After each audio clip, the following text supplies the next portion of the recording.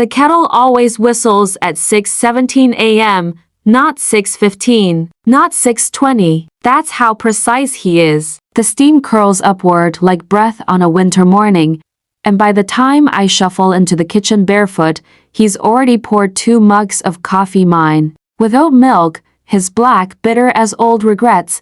I never asked him to do that, but he does it every single morning. The kitchen smells of dark roast and toasted rye, the kind he slices too thick for the toaster, so it always burns just a little. He curses under his breath, just once every time it happens, as if this morning might be the one it toasts evenly. It never is. Still, I eat it. That little char at the edge tastes like memory. There is a window over the sink that faces east, toward the sea. The sky is pale lavender right before the sun breaks, and he always stands there with his hand resting on the sill like he's trying to hold the world in place. I watch him from the kitchen island, my legs pulled up under me on the stool, tracing the rim of my mug with a fingernail. We don't talk much in the mornings. Not because there's nothing to say, but because so much could be said. Some things are too fragile to speak before sunlight. He looks older in the morning, creases deeper, hands stiffer. He always cracks his knuckles before he opens the fridge. A small sound that seems louder than it should be in the quiet. I tease him about it sometimes, but he never laughs. He just glances at me with that sideways smirk, the kind that disappears as quickly as it comes, like a ghost brushing past. There's music sometimes. He puts on vinyl Nina Simone, Cat Stevens, sometimes Chopin if the clouds are thick enough to make the world feel heavier. Once, he played a record of thunderstorms recorded in an Oregon forest. We sat in silence and let it pour through the speakers like it was coming from the roof. That morning felt like being inside someone else's dream. There's a scar on his wrist. I see it when he reaches up to the cupboard for the plates. I've never asked about it. He's never offered. But I think about it more than I should. How it's faded now, almost silver against his skin. Sometimes, when I touch his hand while passing him the salt or brushing crumbs from the counter, it feels like his body holds a different kind of cold, not unfriendly, just older, like the sea in November, endlessly deep, slightly tragic, but irresistible in its pull. He butters the toast while I crack the eggs. That's our rhythm. That's what we do every morning, and no one would believe how intimate that is. The first time I saw him, I was 17. He came to our house for my father's birthday, an old friend from college, tall and quiet, with tired eyes and a leather jacket worn at the seams. He brought a bottle of scotch and an out-of-print novel he said my dad used to steal from his dorm room. I remember thinking he didn't talk much, but when he did, everyone leaned in like his words were stones dropped into still water. I didn't notice him after that. Not really. He was just one of those adults who floated in and out of my parents' lives. Background noise. Once or twice, I caught him watching me just briefly, in that way older people do when they're trying to figure out who you're becoming. I'd roll my eyes and turn back to my phone. I was impatient, loud, full of unearned opinions. Years later, I saw him again. My father had been gone a year by then. Car accident. Sudden. Brutal in the way that gives you no time for goodbyes. I had moved back to the coast temporarily, or so I said. Truth was, I didn't know where else to go. The house felt too empty, too clean, too haunted.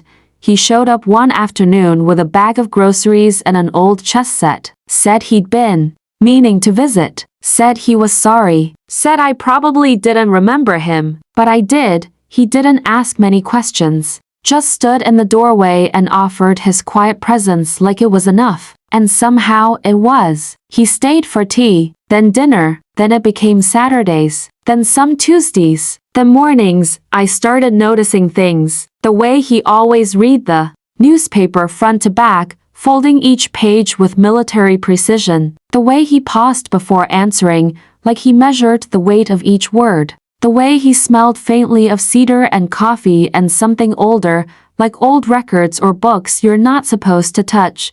One night, We sat on the back porch and he told me he used to come here, to this very spot, to smoke with my dad while I was asleep upstairs. Said the stars looked different then. Said everything does, before a loss.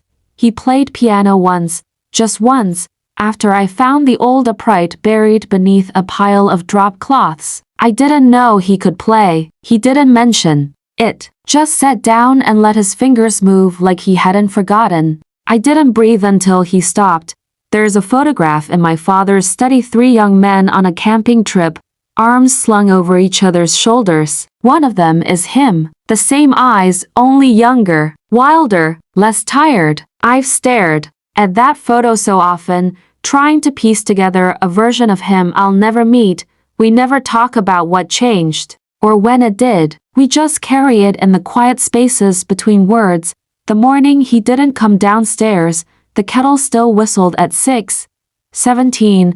I heard it from the hallway, sharp and persistent, like it was calling for someone. I waited. 10 seconds. 20. The sound built until it filled the house, pressing against the windows, curling under the doors. I padded down the hall in socks, heart beating slower than it should have, like my body already knew something I didn't want to understand. His mug sat on the counter, clean. Not in the sink where he always left it, not in the dishwasher. Clean, dry, unused. It looked strange there, like a painting missing a signature.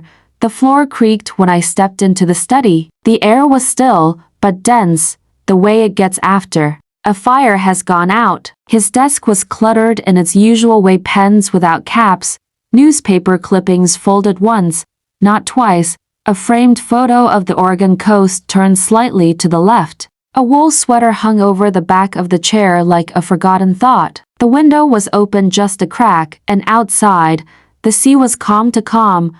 On the far end of the desk, a stack of envelopes lay tied with thin twine, cream-colored, faded, my name written on each in his handwriting, neat but a little unsteady. I stared at them for a long time before I reached out. The top one was dated 2 years ago.